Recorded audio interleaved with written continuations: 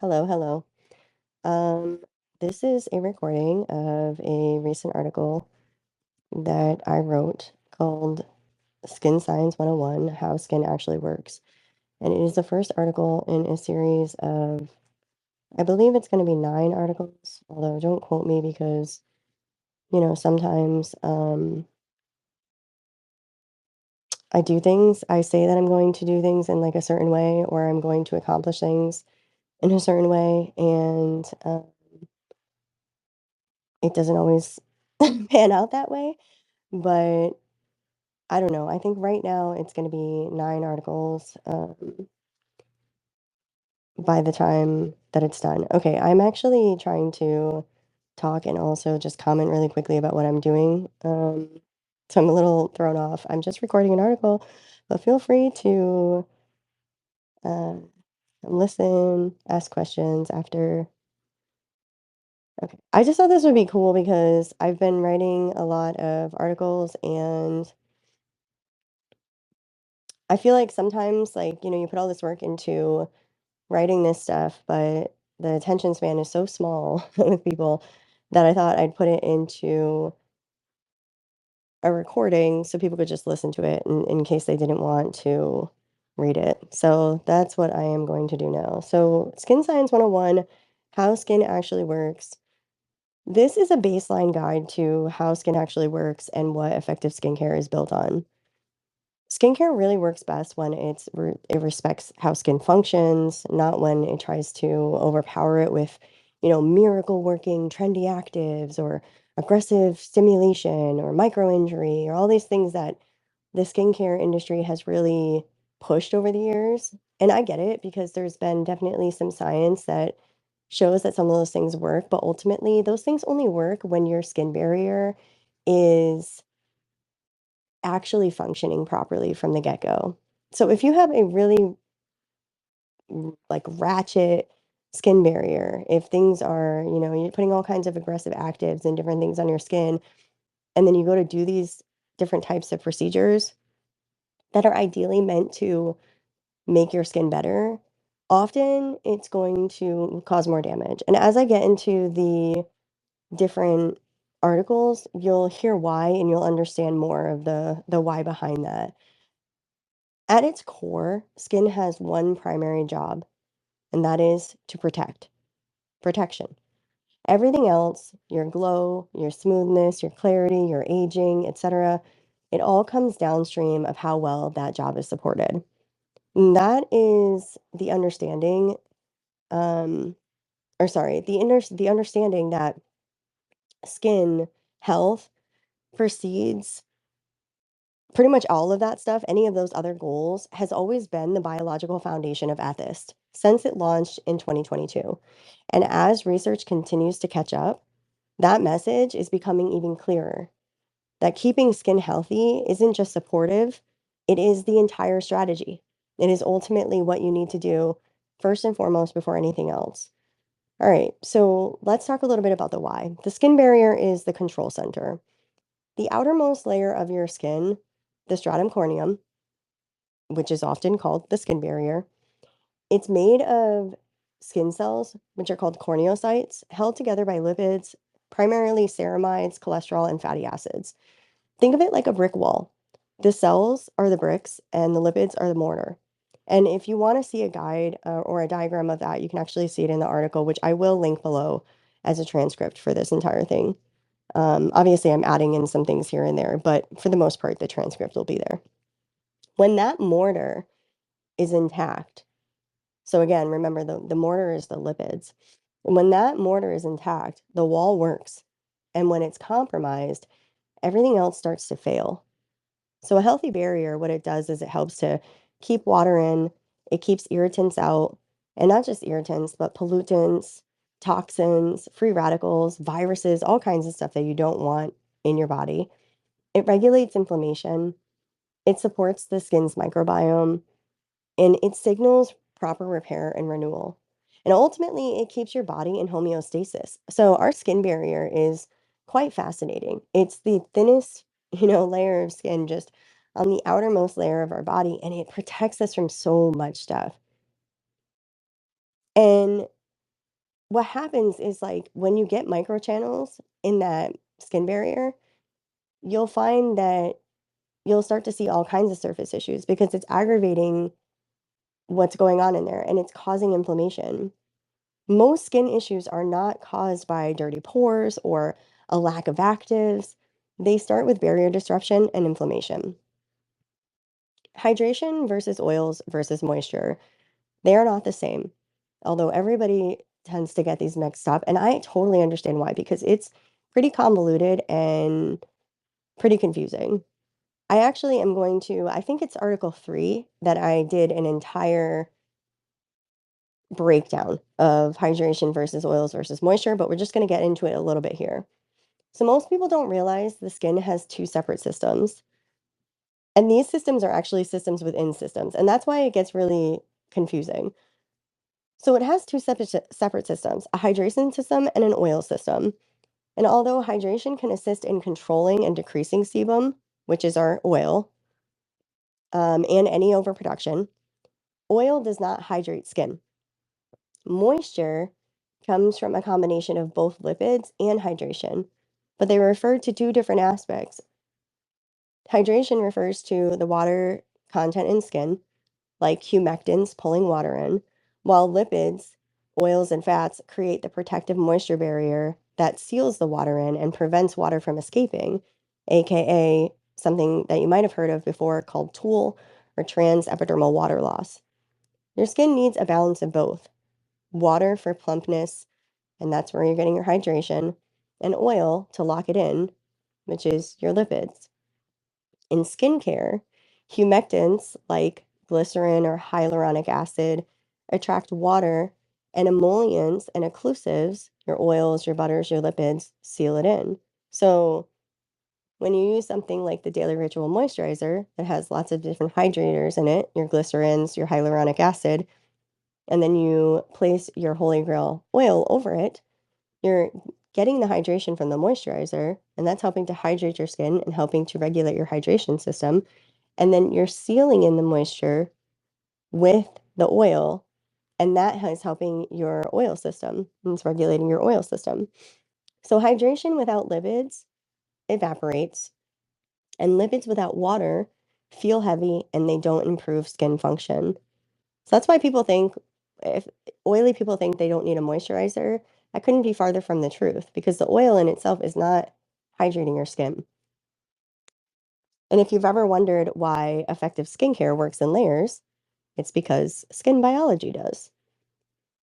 Skin is alive and responsive. Skin is not passive.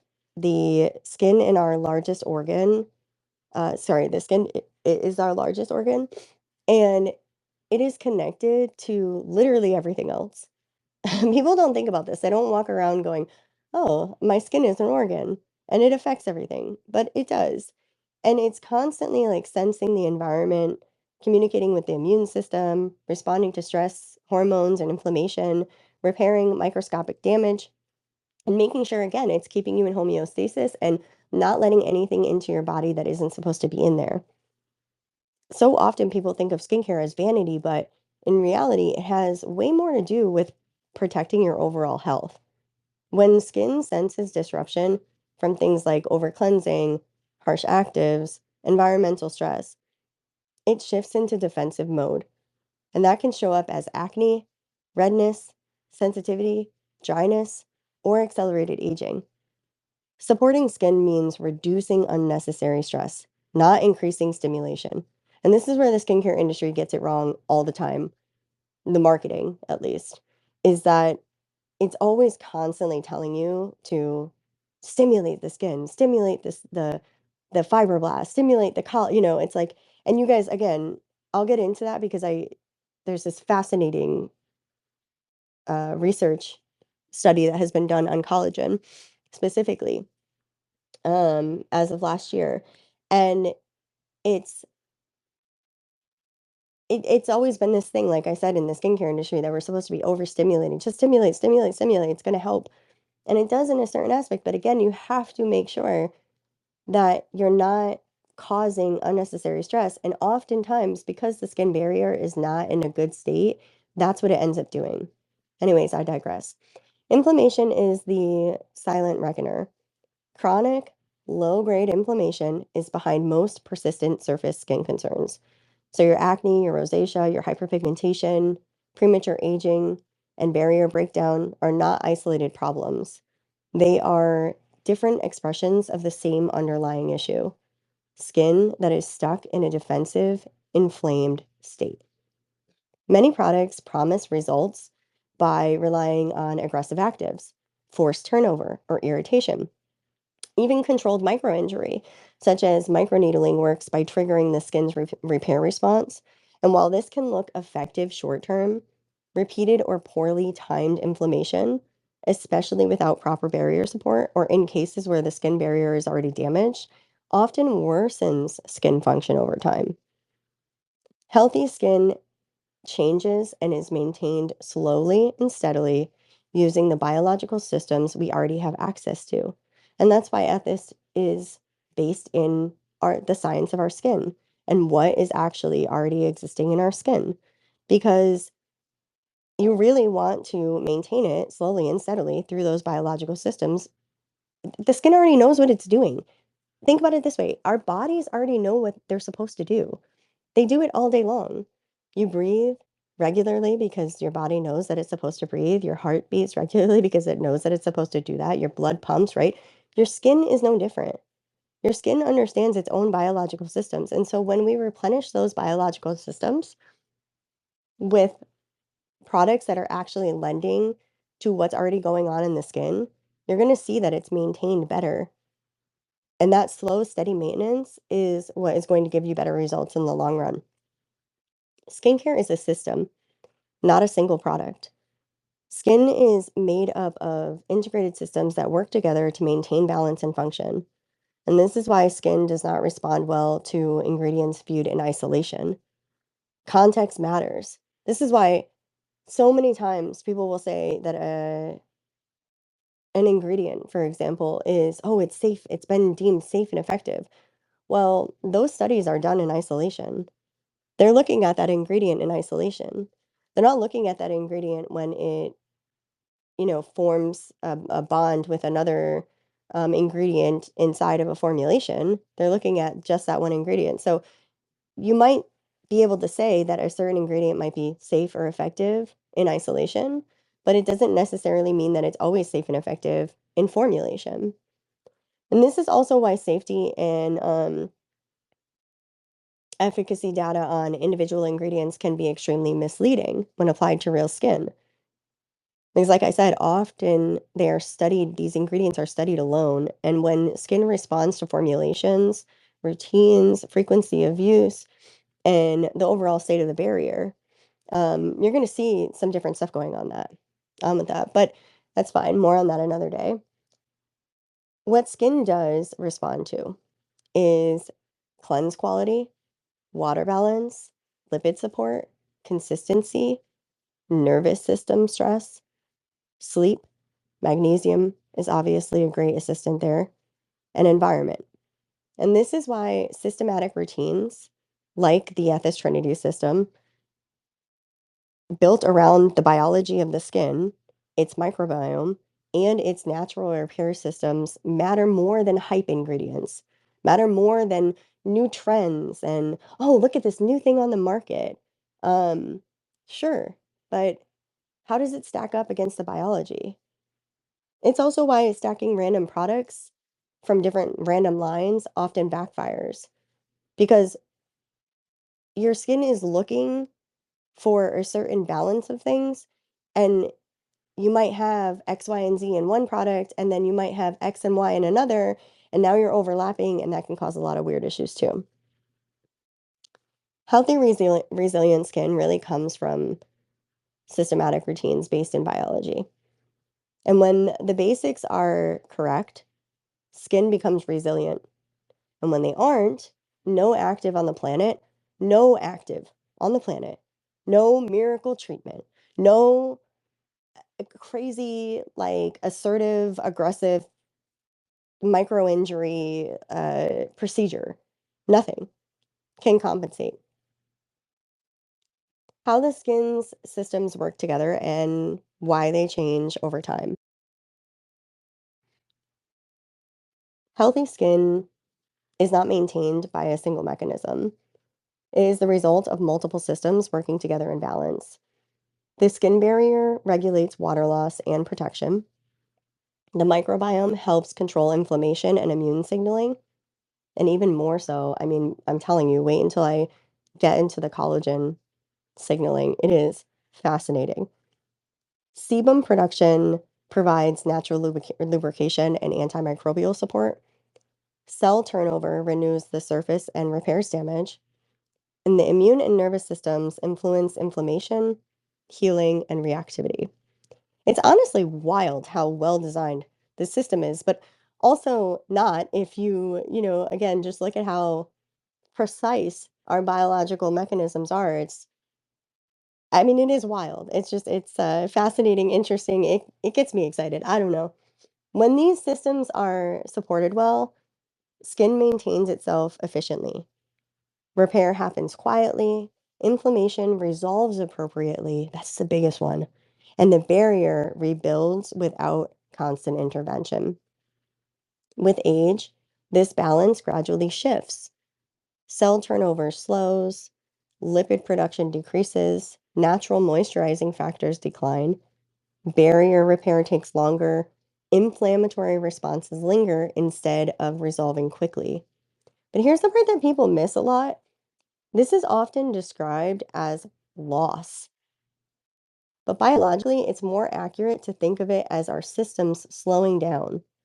Skin still knows how to function, it didn't forget. It just has fewer internal resources available to do the same amount of work. So, what once happened automatically now requires more support, which is why replenishment becomes necessary over time. And that's why kids don't need skincare. Hydration needs to be restored more intentionally. Lipids need to be replaced instead of assumed. Vitamin C needs regular replenishment, actually, often on a 24-hour basis. Barrier signaling needs consistency instead of simulation. Effective skincare does not override aging skin. It supports the systems that already exist but are no longer operating at full capacity. And when those systems are replenished and protected, skin regains resilience. Not because it's being forced to behave differently with aggressive actives or cutting edge compounds, but because it's being given what it no longer produces in sufficient amounts on its own. And that's the difference between chasing results and supporting skin health. And that's the difference between actually getting results and not. The goal is function, not perfection. In 2026, it's easy to feel like flawless skin and ageless bodies are the baseline. People are chasing increasingly extreme interventions in pursuit of a look, often without considering what those choices cost the skin long term. And we're going to get heavily into that in Article 2. Good skincare doesn't chase perfection, it supports natural function, specifically barrier integrity, calm signaling, efficient repair, and long term resilience. When skin systems are functioning well, appearance follows naturally. And I'm telling you, I think this is the third time I've mentioned the collagen research, but I'm telling you right now, you are going to understand when we get there why it's just so mind bending. Um, but why it really truly keeping your skin barrier protected and keeping your skin systems functioning well actually helps you to look more youthful in the long run.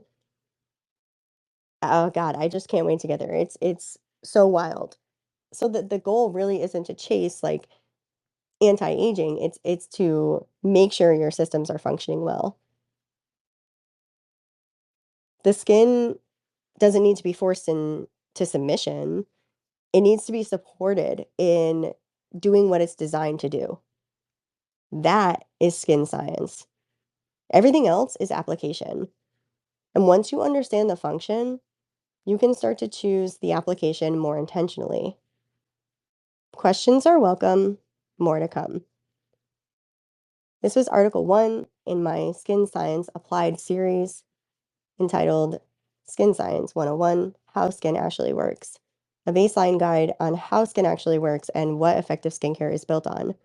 If you're listening to this at any given time, which you could be forever probably, because I'm going to put it all over onto everywhere, on our Pinterest, etc. If you have questions at any time, please feel free to leave them here in the comments and I will answer them for you. And please keep following along. Like I said, sometimes I know that people don't want to read the articles. It's a little hard, to get everybody's attention. So I figured I would put this into an audio version for people who just wanted to listen to it on the go. And I think it's going to work out quite well. So probably in the next day or so, I'll do article 2, Why Strong Skin Matters More Than Clear Skin. But until then, thanks for hanging out. I hope you guys have a great day, morning, night, whatever it is for you. And yeah, go to ETHYST.com.